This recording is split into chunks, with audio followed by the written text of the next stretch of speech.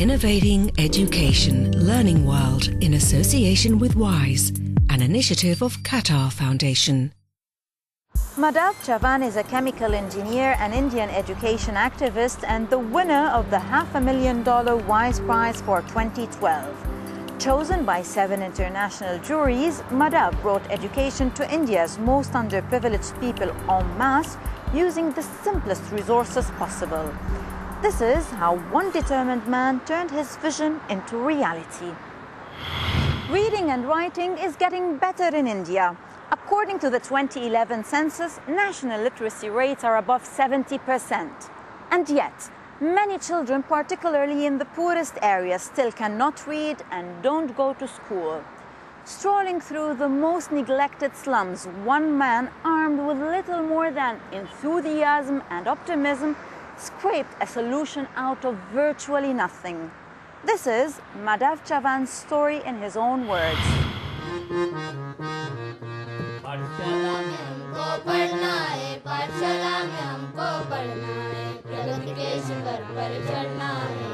India is a country of over 1 billion people, but the illiteracy rate is still high, and more than half of the children can't read even after 5 years in school. How do these children become part of the growing Indian economy and not get sidelined? In this song, they say they would like to study in school. They want to move ahead, think of the future. For Madhav Chavan, CEO of Pratham, the largest non-governmental organisation working to provide quality education to the underprivileged children in India, big problems can be solved by being wise. Good education is very hard to say. I'm convinced that it is not purely academic education. It is about wisdom. We sometimes forget humanity has survived because of inherent wisdom that common people carry. We've seen slavery, we've seen big wars. We still have instruments of huge mass destruction that are there. We're still fighting for dominance. And this is going to continue for some years.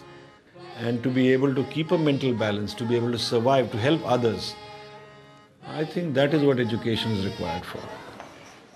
Chavan's idea started 18 years ago in Mumbai city. He put things together with no resources, but with tons of hope.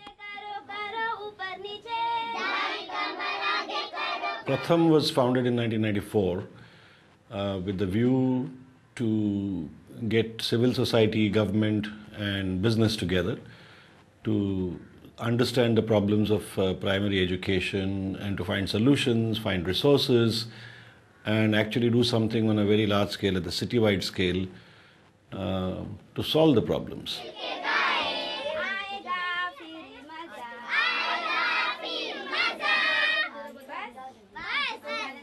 If you want to do large scale work and if you don't have resources, then you have to start thinking by saying, well, I don't have resources, so I don't need resources. In many places in Mumbai, the slums have narrow alleys, very congested living, dirt, there is no space. So we said, okay, let the community decide which space to conduct these school activities in, class activities in. And trained people normally would not like to go into the slums to work. So we decided that we'll rely on the local resources in the slums and say, if you would like to be trained and work here to educate your own children, then we'll help you. This is a community known as the Thakkar Bappa Colony, named after a famous social reformer. The community here is largely of people who work with leather. You can see how congested the lanes are. These slums are like actually villages, self-contained economies with shops, but they don't have access to amenities. So what we started in the early days is to start educational programs for children. We're going to see one of them available here. The children gather together in their support classes.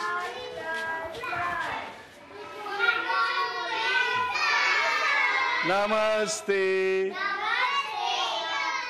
Once it got started, then it got spontaneously replicated in other cities because business people and administrators or retired administrators felt that that could be something that they could do in their own cities. As India was growing economically, I think more and more Indians felt that something had to be done for education. And we got 20,000-30,000 volunteers mobilized around the country and did this first one. We called it the Annual Status of Education Report, ASER, which became something that put us on a world map. Because that brought out two big facts. One said that in India, over 90% children, 92% children in 2005 are in school, but 50% of them cannot read, even after reaching 5th grade. Once we knew that the problem was so severe, we launched a program called Read India.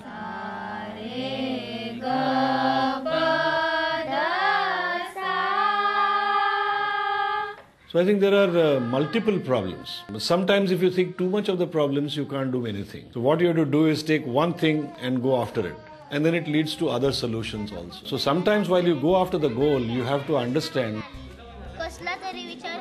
that fighting and making an effort is something that life is about.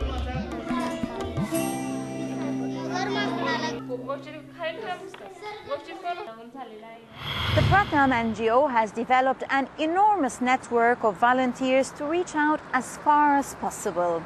Thousands of them work throughout rural and urban India, teaching countless children how to read and write. Here's how they did it.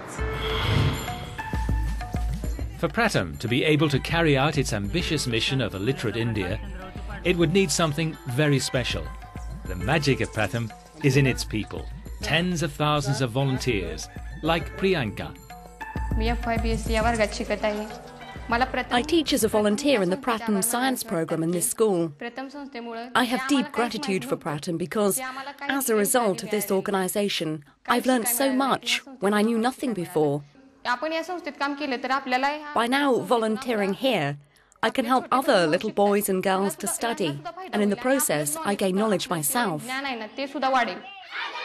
The secret is to complete the learning cycle. Volunteers contribute selflessly. In Pratham, we are working with 60,000-80,000 volunteers annually. And we actually had never addressed their problem. We had only seen them as a vehicle to take us to our program to the younger children. A lot of young men and women do not complete 10th grade high school education. So we say, okay, we'll teach you, help you complete your 10th grade. We prepare you. It's free. But nothing comes free. So you have to repay your debt by teaching children in your own village. Now, that's again education for education. I will teach you, but after I teach you, you must gather 20 children in your own village and teach them. I find that this is a very interesting solution, and I think it could have wider application.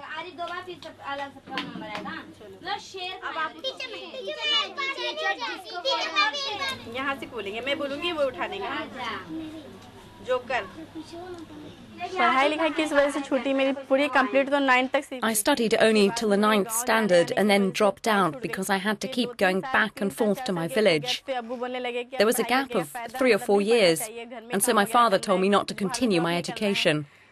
After all, he said, you will be a housewife and will not be going out to work, so what's the use?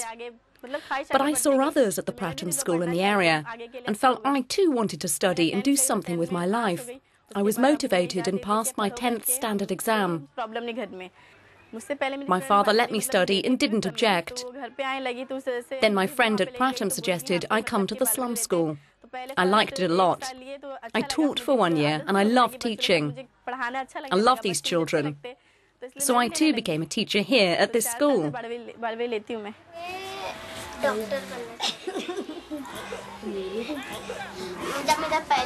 When I first came here, I didn't know anything. My teacher's name is Asgun Nisa. She's taught me so much. I now know a lot. I'd like to be a teacher when I grow up. In the world of education, this award is looked on as being equivalent to a Nobel Prize. Madhav Chavan is giving all the prize money to his NGO, Pratham.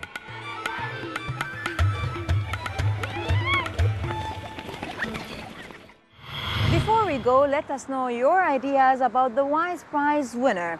Have you got any interesting thoughts? Share your opinions with us on our social media pages. Goodbye for now. Learning World in association with WISE, an initiative of Qatar Foundation.